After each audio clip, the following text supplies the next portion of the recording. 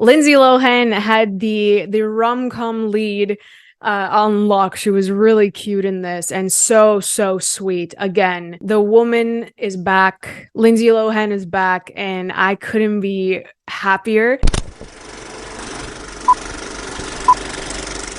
Hey everyone, welcome back to Canon Cinema. I'm Amanda, otherwise known as AMX NDA Reviews on Twitter, Instagram, and Letterboxd. Today I will be reviewing the new Lindsay Lohan film, Falling for Christmas. Yes, it is going to Netflix. We get to see her again in action with the lovely Cord Overstreet, who I actually miss on screen. Now, I'm not a fan of these Hallmark Christmas movies. They are fun, don't get me wrong. They do get repetitive a bit. And sometimes you just have to be in the mood for something that cheesy and romantic and just lighthearted fun. And it really does get you into the spirit of Christmas. There's something about ski lodges with hot chocolate and, warm fuzzy sweaters and blankets and all that jazz. And of course, snow. There's just so many things about Christmas that can be absolutely wonderful. And this movie does capture all of that quite well. The essence of Christmas is there. So Lindsay Lohan, who is back, plays a hotel heiress, Sierra Belmont. She doesn't know what to do with her life. She has been daddy's girl since day one. Her father obviously owns this resort and has kind of told her what to do her entire life, protected her, kept her busy, never really had a job. She never had a job, so she takes a lot of things for granted. She's privileged. That's what we see at the beginning of this film.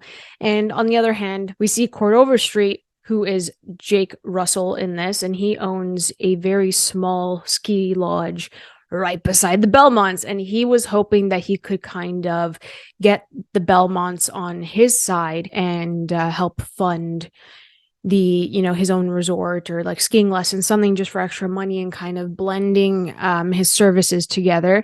So I really actually enjoyed the fact that you see them from two different sides, just to see that there are people out there who have very different perspective on life, obviously. So we get that shown within the first 10 minutes. And with that, there's some Christmas magic that comes out of it, which is absolutely lovely. Jake has a daughter, and she had lost her mother. He had lost his wife a couple years ago, and she still wants to keep up the family tradition of going into the Christmas market and making a little wish, on Santa's sleigh. So the thing about this is that Santa is present.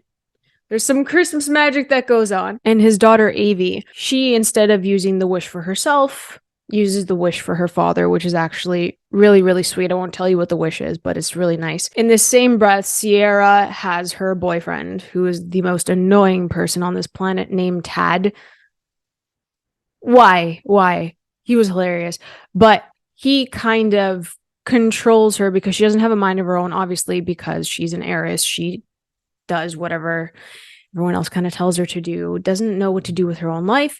So he says, we're going to do this Instagram shoot. We're going to go skiing, and we're going to go to the top of this mountain. So she wears this phenomenal, literally phenomenal outfit in pink that only Lindsay Lohan can seriously pull off. She was fantastic. So he goes to the top of this mountain, and he ends up proposing to her. And at the same time that he ends up proposing to her, Avi has her wish kind of snowball, pardon the pun for Christmas, but it starts to snowball. There's a big gust of wind that takes the wish, blows it into the mountains where Sierra and Tad are, and they get into a little accident. Voila, title of the movie, Falling for Christmas.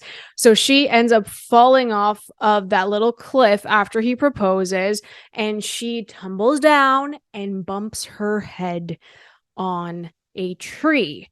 Bada bing, bada boom. Amnesia storyline, which is always fun with romantic films, with Christmas films, because it kind of sparks some sort of memory for others, right? So to have an amnesia storyline work in this case was really sweet and heartfelt. And Sierra has no recollection of what happened before she fell. She has no idea.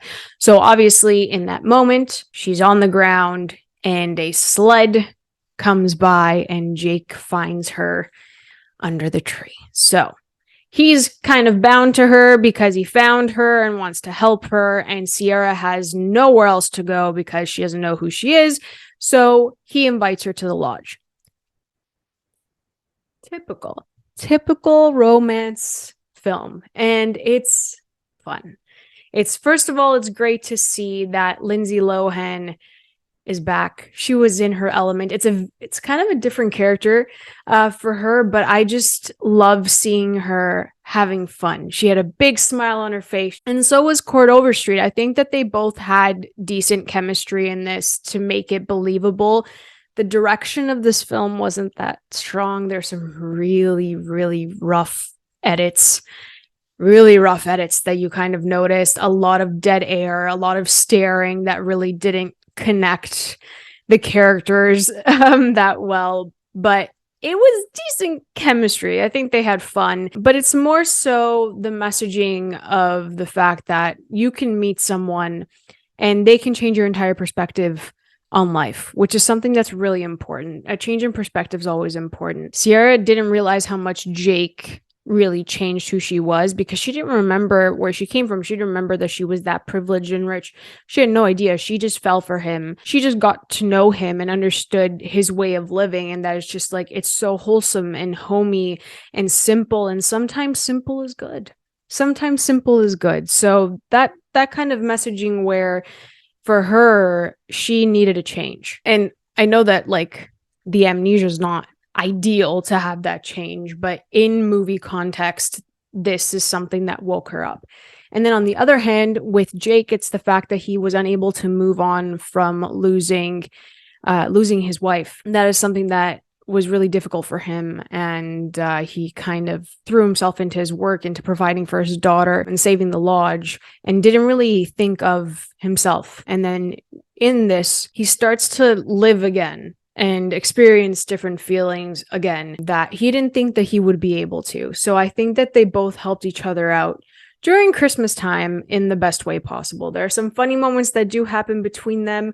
Lindsay Lohan had the rom-com lead on lock. She was really cute in this and so sweet. Again, the woman is back. Lindsay Lohan is back, and I couldn't be happier. I need her in more things. More Netflix films is totally fine. I'm really cool with that because she's just so fun and cute, and I really missed her. So because it's wholesome and it's Christmassy and it does have that vibe and that essence, and it made me feel all warm and toasty inside, I'm gonna give Falling for Christmas a 3 out of 5. It's a solid Christmas romance film from Netflix, but more importantly, our girl is back. Our Lindsay Lohan is back, and you know, it was really sweet. It was really cute. So guys, please let me know what your favorite Lindsay Lohan movie is in the comments below. If you guys enjoyed this review, please like and subscribe. You can always follow me over at AMX NDA Reviews on Twitter, Instagram, and Letterboxd. I'll catch you guys next time.